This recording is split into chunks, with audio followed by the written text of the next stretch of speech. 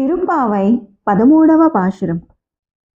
புள்ளென்வாய் கீண்டானை பொல்லாவரக்கனை எல்லிக்களைந்தானை கீர்த்திமை பாடிப்போய் பிள்ளைகளெல்லாரும் பாவைக்களம் புக்கார் வெள்ளி எழுந்தவியாள முறங்கித்தூ புள்ளும் சிலும்பினகான் போதரை கண்ணினாய் குள்ளக் குளிர குழைந்து நீராடாதே பள்ளி கிடத்தியோ பாவாய் நீ நன்னாளால் కళ్ళం తవిరుంద కళందేలో రెంబావాయ్.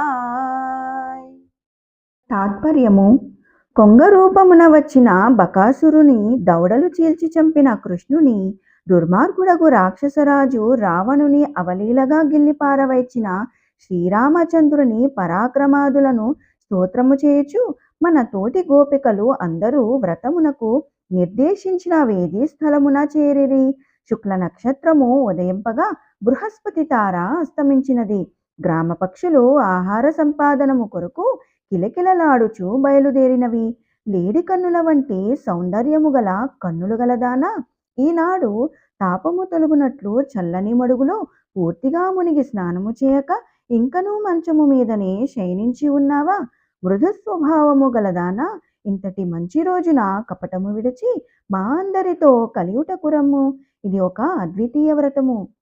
ఆండాళ్ దివ్య తిరువడిగలే శరణం.